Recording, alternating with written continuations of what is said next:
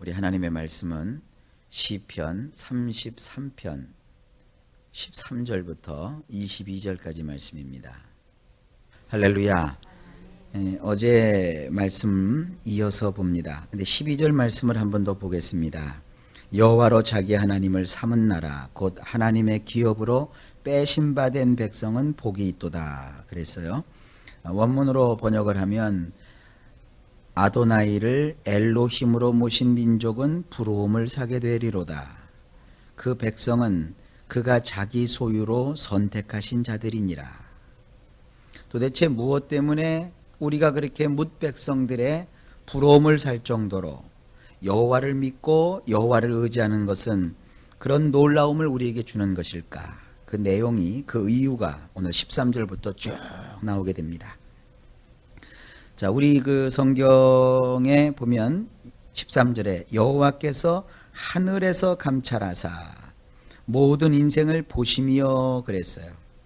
원문으로 보면 하늘에서부터 아도나이께서, 우리는 감찰이라고 되어 있는데 이것은 뚫어지게 내려다 보시는 거예요. 하늘 높은 곳에서 하나님이 뚫어지게 내려다 보셔요. 저가 모든 사람의 아들들을 보시는도다. 하나님이 보신다고 할 때는 두 가지 뉘앙스가 있어요. 하나는 인생의 잘못을 보시면서 심판하시려고 보시는 거예요. 또 다른 하나는 하나님이 은혜를 주시고 능력을 주시고 구원을 베푸시려고 보시는 거예요. 그런데 13절에 보면 12절에 보면 여호와를 자기 하나님으로 삼았단 말이에요. 하나님을 우리가 모시고 산단 말이에요. 그런 사람에게 하나님이 뭐가 있느냐? 하늘에서부터 뚫어지게 내려다 보시는 거예요. 이건 우리를 심판하시려고, 우리를 벌 주시려고 그런 것이 아니죠. 뚫어지게 내려다 보시는 하나님께서는 우리의 그 연약함과 우리의 잘못과 부족을 위해서 누구를 보내주셨어요? 자기의 독생자 예수님을 보내주셨고, 그렇다면 그 나머지 우리를 보시는 그분의 의도는 뭘까요? 우리를 도와주시고 우리를 살펴주시려고 그 하늘에서부터 하나님이 나를 뚫어지게 내려다 보시는 거예요. 저가 모든 사람의 아들들을 보시는도다. 14절에 곧 그 거하신 곳에서 세상의 모든 거민을 하감하시도다. 원문에 보면 이 거하시는 곳, 이 거처라고 하죠. 거처라는 말이 두 번 나와요. 하나님이 거하시는 거처, 또 땅에서 모든 거민들이 거처하는 거처, 바로 그 하늘 거처에서 하나님께서 인생들이 살고 있는 이 땅의 거처를 응시하세요. 그래서 15절에 보면 저는 일반의 마음을 지으시며, 이런 부분이 성경을 참 이해하기 어렵게 만드는 거예요. 일반의 마음을 지었다. 이게 무슨 말인지 잘 확실히 와닿질 않잖아요. 그런데 원문을 보면 아주 확실하게 와닿아요. 그가 모든 이의 마음을 한결같이 만드셨고, 사람은 누구나 다 똑같다는 거예요. 뭐 잘난 사람 못난 사람 그게 아닙니다. 모든 인생은 하나님 보실 때 다 마찬가지예요. 그 인생 속에 슬픔이 있고 아픔이 있고 고통이 있고 괴로움이 있고, 또 반면에 즐겁고 유쾌하고 아름다움을 추구하고, 인간의 마음은 가지각색인 것 같지만 사실은 다 누구나 마찬가지예요. 그러니까 여러분 인생 살면서 왜 나만 이렇게 겪어야 되느냐, 왜 나만 이런 어려움을 가져야 되느냐, 그렇게 생각하지 마세요. 하나님이요, 인생이라고 하는 것은 다 똑같이 만드셨어요. 그가 그들의 모든 행위를 헤아려 아시느니라. 하나님은 우리의 행동을 다 달아보시는 분이시란 말이에요. 그러니까 어떤 사람만 특별하게 빼어나서 그 사람만 유독히 하나님께서 뭐 봐주시고 그런 게 아니에요. 하나님은 모든 하나님을 의지하는 자들을 다 마찬가지로 지으셨어요. 그래서 나는 이런 어려움이 있는 반면에 저 사람은 저런 즐거움이 있는 것뿐이에요. 또 나는 이런 즐거움이 있는가 하면 저 사람은 또 저런 어려움이 있는 거예요. 그러니까 우리가 이 세상을 사는 동안에 하나님을 경외하는 사람들은 서로 돕고 사는 거예요. 서로 돌아보며 사는 거예요. 서로를 위해서 우리가 어떻게 해야 돼요? 기도해주며 사는 거예요. 16절에 그러면서 주님이 말씀하시잖아요. 많은 군대로 구원 얻은 왕이 없으며 용사가 힘이 커도 스스로 구하지 못하는도다. 원문으로 보면 왕이 건짐을 받는 것은 많은 군대로 말미암은 것이 아니다. 군대가 많다고 해서 왕이 건짐을 받는 게 아니다. 그리고 용사가 가진 힘이 크다고 해서 피할 수 있는 것이 아니다. 왕이 되면 좋지요. 뭐 굉장한 것을 가지니까 야, 저 사람 대단하겠구나. 그게 아니잖아요. 우리나라도 보니까 대통령을 하잖아요. 대통령을 하면 우리나라에 있는 모든 권력을 대통령이 다 거머쥐잖아요. 그러면 뭐 우리는 남부를 곳이 없을 것 같잖아요. 근데도 대통령은 입만 벌리면 뭐라고 그래요? 못해 먹겠다. 싫다. 아니 가장 행복해야 될 사람이 가장 불행한 일을 얘기하잖아요. 그러니까 이 세상은 어떻게 보면 공평한 거예요. 하나님 보실 때 공평한 거예요. 또 힘이 센 장사라고 해서 자기 힘으로 자기 스스로를 건질 수가 없습니다. 오로지 지금 뭐를 예고하는 것이냐면 그러한 힘이나 그러한 권력이 아니라 우리를 진정 도와주는 것은 다른 그 무엇이 있다는 거예요. 그걸 지금 자꾸 얘기하는 겁니다. 자, 그게 뭔지 좀 이따가 우리가 발견할 수 있습니다. 17절 구원함에 말은 헛것이며 그 큰 힘으로 구원하지 못하는도다. 여기서 나오는 이 말은요, 달리는 말을 뜻해요. 건짐을 받는 일에 있어서 말은 허울 뿐이다. 아무것도 아니라는 거예요. 그리고 그 말이 가지고 있는 엄청난 힘도 우리가 어디에서 피하는 데에는 아무것도 아니라고 했어요. 말을 가지고 있다고 해서 그것이 우리를 지켜주고 말을 가지고 있기 때문에 그 말이 가지고 있는 그 엄청난 힘으로 내가 무언가 건짐을 받을 수 있다? 그거 다 소용이 없는 짓이라는 거예요. 자, 그러면서 18절에 우리 성경에는 여호와는 그 경외하는 자 곧 그 인자하심을 바라는 자를 살피사 밋밋하게 되어 있죠. 앞부분에 이렇게 되어 있다고요. 왕? 그 왕이 군대를 많이 가지고 있어? 그래서 그 왕이 안전할 것 같아? 아니야. 용사? 힘이 세다고? 그것으로 그 힘으로 그가 무슨 구함을 받을 것 같아? 아니야. 말이 힘이 세고 말에 기운이 있다고 해서 그 말을 가진 사람이 건짐을 받고 구원을 받고 그에게 뭐 좋은 일이 있을 것 같아? 아니야. 그러면서 18절에 원문에 보면 제일 앞부분에 뭐가 있느냐면 보라 이런 말이 나와요. 보라. 환기를 시키는 거죠. 아도나이의 눈이 그를 두려워하는 자 위에 머물러 있으며 그분의 인애를 바라는 자 위에 있도다. 이렇게 돼 있어요. 굉장히 강력하죠? 우리 성경으로 다시 봅시다. 여호와는 그 경외하는 자, 곧 그 인자하심을 바라는 자를 살피사. 이 부드럽게 돼 있고 원문에는 보라! 하나님의 눈이, 아도나이의 눈이 그를 두려워하는 자 위에 머물러 있으며 그분의 인애를 바라는 자 위에 있도다. 그러니까 우리는 뭘 보는 거예요? 왕을 보는 것도 아니고 용사의 힘을 가지는 것도 아니고 그 말에 달리는 그 강력한 힘을 의지하는 것이 아니라 그거보다도 뛰어나시고 우리 인생을 살피시는 우리 인생을 보시는 13절에 보세요. 하늘로부터 하나님께서 우리를 뚫어지게 내려다보시는 그 눈, 모든 사람들의 아들들을 보시는 그 강력한 주님의 눈, 14절에 그 거처에서 땅에 거처하고 있는 모든 거민들을 응시하시는 그 눈, 그 여호와의 눈은 어디 위에 있느냐? 그를 두려워하는 자 위에 머물러 있고 그의 인애를 바라는 자 위에 있도다 그랬어요. 그래서 19절에 이렇게 표현합니다. 저의 영혼을 사망에서 건지시며 저희를 기근 시에 살게 하시는도다. 그래서 이 영혼이라는 말은요, 약해요. 네페시라는 말이거든요. 원문에서 네페시라고 하는 것은 우리의 머리끝부터 발끝까지, 우리의 숨쉬는 그 숨, 그리고 우리 속에 담고 있는 우리의 마음, 우리의 생각, 이걸 뭐라고 하면 전인이라고 해요. 전인. 머리부터 발끝까지 온통 우리가 가지는 그 모든 것, 나의 모든 모든 것이 죽음에서 나를 건져내시는 그 하나님, 그러니까 그 네페시를, 나의 그 모든 것을 죽음에서 건져내신다 이거예요. 하나님이, 그 하나님이 나를 그 죽음에서 건져내시고 그리고 기근 속에서 그들을 생존케 하시는도다. 지금이야 기근이 별로 무섭지 않지요. 우리 어르신들만 해도 보릿고개가 있었을 거예요.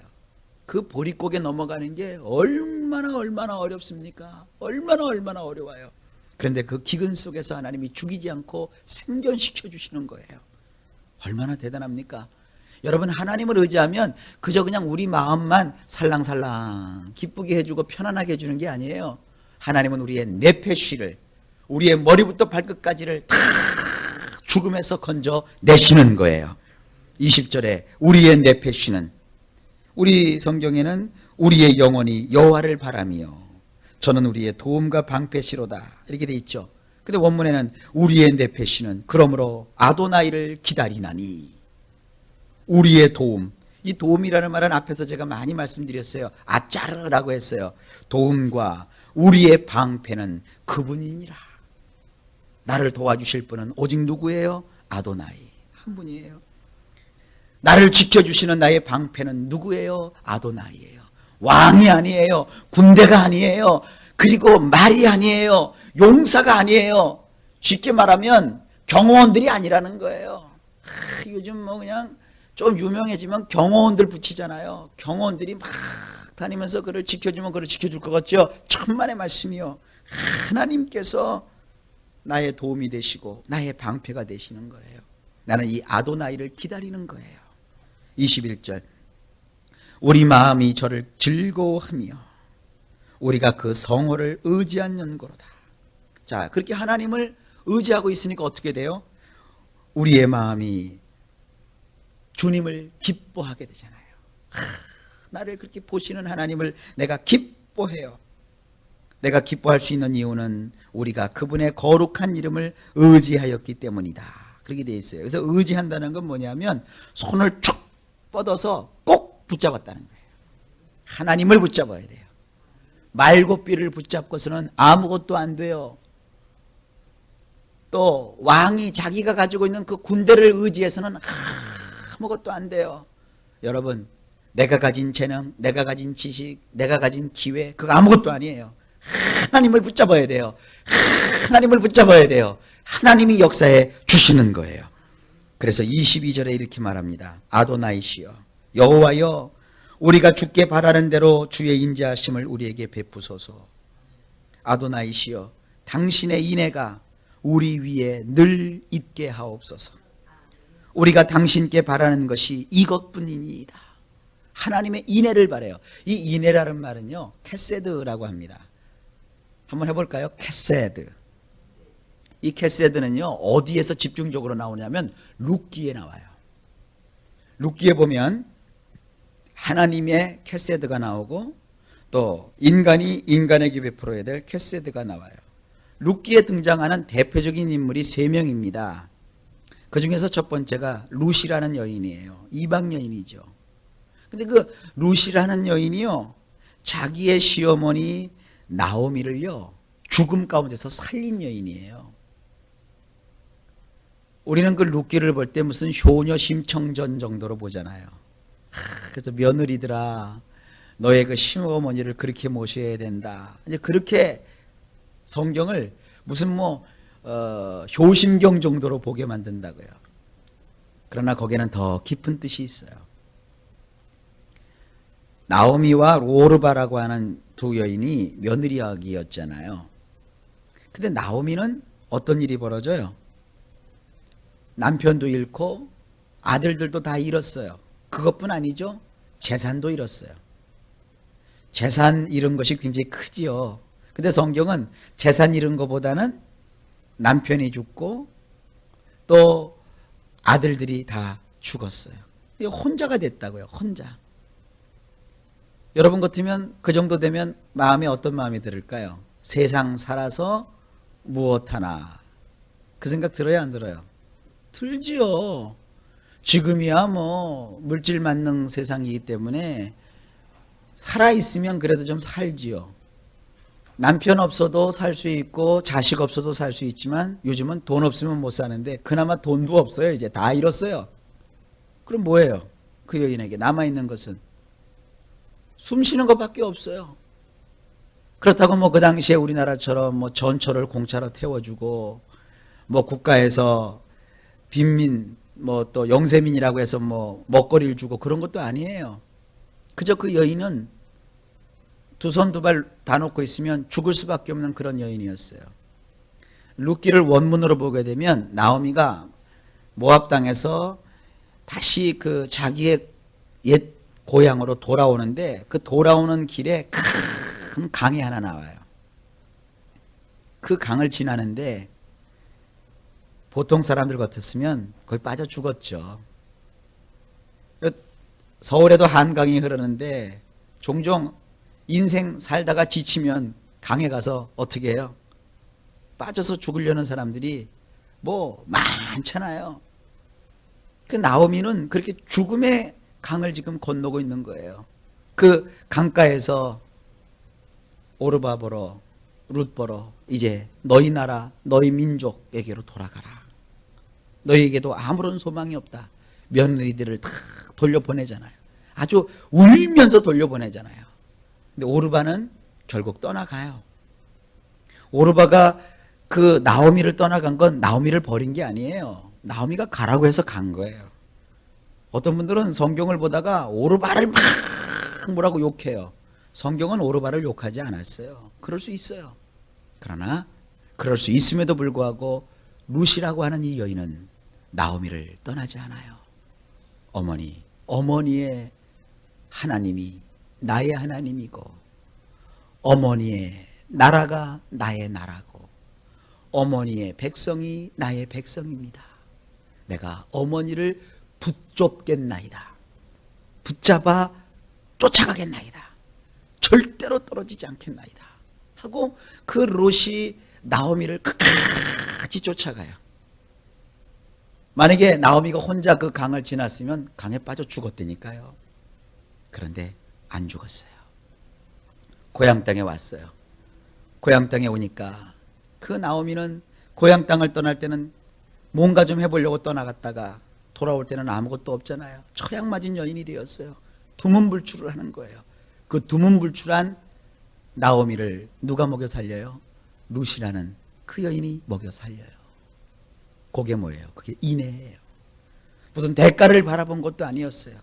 그저 그 불쌍하신 나오미, 그 불쌍하신 어머니를 죽지 않게 해드리고 그를 보살펴 주는 거. 그게 인애예요. 하나님이 우리에게 인애를 베푸신다는 게 그런 뜻이 먼저 있어요. 하나님 아니셨으면 우리는 죽었을지도 몰라요.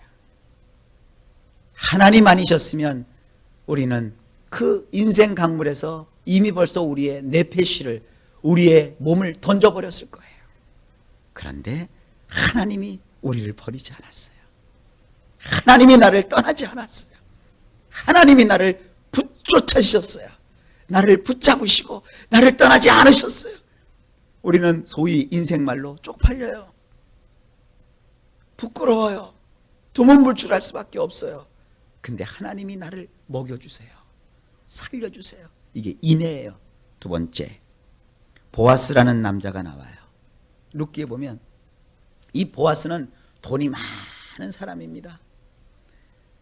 돈이 많은 사람이고 하나님을 경외하는 사람입니다. 이스라엘은 추수 때가 되면은 추수를 해도 이렇게 네모 각진 곳에는 이삭을 손을 대질 않았습니다. 각진 부분에 나와서 자라는 곡식은 가난한 사람들, 고아, 과부의 몫이기 때문에 그냥 내버려 두었어요. 그리고 곡식을 이렇게 이삭을 추수하면서 바닥에 떨어진 이삭들은 줍지를 않았어요. 그거 역시 가난한 사람들이 먹는 양식이었어요. 그래서 그 볕단에 붙어 있는 나달만 자기 것으로 삼았어요. 추수할 때였습니다. 그 소식을 듣고 이 룻이라는 여인도 그 이삭 줍기를 하러 간 거예요.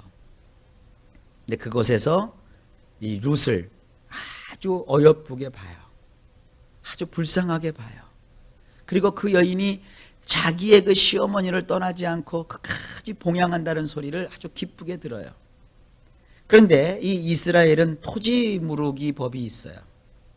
토지 무르기 법은 뭐냐면 어떤 사람이 빚을 많이 주고 죽었어요. 그래서 그 땅을 남에게 뺏겼어요. 이스라엘 사람들은 우리나라처럼 땅이 재산이 아닙니다. 땅이라고 하는 것은 조상적부터 물려받는 것이기 때문에 남의 땅을 살 수도 없고 또 남의 땅을 빼앗아서도 안 돼요. 그러나 인생 살다 보면 돈이 필요하고 그럴 때가 있잖아요. 그러면 잠깐 그 땅을 담보로 하고 돈을 빌려 쓸 수 있어요. 그래서 평생 살다가 갚아야 되지만 다 못 갚으면 50년에 한 번씩 희년 때에는 그 땅을 다시 다 되돌려 줘야 되고 되돌려 받았어요. 그러면 50년이 차기 전에 땅이 있어야 먹고 살 거 아니에요. 당장 어려워서 땅이 사라져 버렸는데 땅이 있어야 살 거 아니에요. 그러면 자기와 같은 친척 중에 유력한 자가 그 땅을 대신 사서 줄 수가 있었어요. 그래서 내가 저 사람한테 저 땅을 잡아놓고 있다가도 친척이라고 하면서 그 땅을 돌려달라고 그러면 아무리 땅이 값어치가 있어도 나의 조상으로부터 물려받은 땅이 아니라면 반드시 내주어야 돼요. 땅뿐만 아니라 자식이 없는 사람이 있다면 자식을 낳도록 해주어야 되고요. 그래서 그 기업을 계속 이을 자가 있도록 해주는 것이 이게 토지 무르기 법이에요. 조금 복잡하지만 어쨌든 이 보아스라고 하는 사람은 룻이라는 여인을 다시 여인으로서 살 수 있도록 해줄 수 있는 유일한 남자였어요. 근데 그것은 보아스가 그 마음에 그를 도와주고 싶은 마음이 없으면 이루어질 수 없는 일이에요. 근데 보아스가 그 룻을 보고 마음에 감동을 해요. 먼저는 그 룻이 와서 이삭을 줍게 할 때 자기 종들을 시켜요. 그래서 일부러 그 여인이 지나는 길에는 일부러 그 볕단을 이게 막 흘리게 하라. 이삭을 막 흘려라. 그래서 뭐 그냥 양식을 얻을 수 있도록 하고요. 그리고 다른 사람보다도 먹을 것을 더 많이 먹도록 하고요. 결국은 둘이 결혼을 해요. 이 보아스의 이런 삶의 모습이 뭐냐면 인내예요. 캐세드예요. 건져주고 돌봐주고 그리고 살 수 있도록 해주는 거. 그리고 그 기업의 대가 끊이지 않도록 해주는 거. 바로 하나님이 우리에게 주시는 캐세드의 모형입니다. 하나님께서는 우리의 인생에 있어서 보아스와 같으신 분이에요. 여러분의 인생을 건져 주십니다. 우리에게 먹거리를 주십니다. 결국은 하나님이 그러셨잖아요. 여러분 헵시바 뷸라라는 말 아시죠? 내가 너를 사랑했다. 내가 너와 결혼했다. 하나님께서는 우리를 그렇게 찾아오시는 거예요. 그래서 보아스와 룻이 결혼한 것처럼 그리스도와 교회가 결혼을 하고 우리가 그리스도와 함께 하나님 안에서 하나가 되는 거예요. 이게 바로 하나님의 인애예요. 마지막으로 세 번째로 하나님의 인애가 있죠. 그 룻기에 보면은 나오미의 품 안에서 두 아들이 죽어요. 근데 두 아들이 죽은 것을 나오미의 품에서 아기가 죽었다 이렇게 돼 있어요. 나오미의 품에서 아기가 이렇게 사라져 버렸다. 아기가 빼앗겼다. 그 품에서 아기가 이렇게 떨어져 나갔다 이렇게 표현하고 있어요. 그리고 룻기 맨 마지막에 보면 하나님께서 물론 이제 룻이 보아스와 결혼해서 아기를 낳지요. 아기를 낳았는데 하나님께서 그 나오미의 품에 아기를 되돌려 주었다 이렇게 돼 있어요. 그게 인애예요. 하나님은요 우리의 빼앗겼던 것들을 우리에게 되돌려 주셔요. 이게 뭐예요? 인애예요. 인애. 그러니까 22절에 아도나이시여 당신의 인애가 우리 위에 늘 있게 하여 주옵소서. 우리가 당신께 바라는 것이 이것뿐이니이다. 하나님의 인애가 우리에게 있고 우리는 그 인애를 기다리고 사모하는 거예요. 이런 하나님의 인애가 여호와를 자기 하나님으로 삼은 우리에게 있기 때문에 온 세상이 우리를 부러워하는 거예요. 이런 하나님의 인애가 우리에게 주어지기 위해서 예수 그리스도께서 십자가에서 피 흘려 죽으셨어요. 그 은혜가 오늘 우리의 삶 속에 넘침으로 하나님이 우리를 살리시는 역사가, 우리의 뇌폐실을 온전히 건지시는 역사가, 그리고 진정한 그 복이 임해서 세상 사람들이 우리를 부러워하는 이러한 놀라운 축복의 역사가 우리의 인생 내내 계속될 줄로 믿습니다. 하나님의 인애가 오늘도 또 영원토록 저와 여러분의 인생 속에 넘치시기를 예수님의 이름으로 간절히 축원합니다.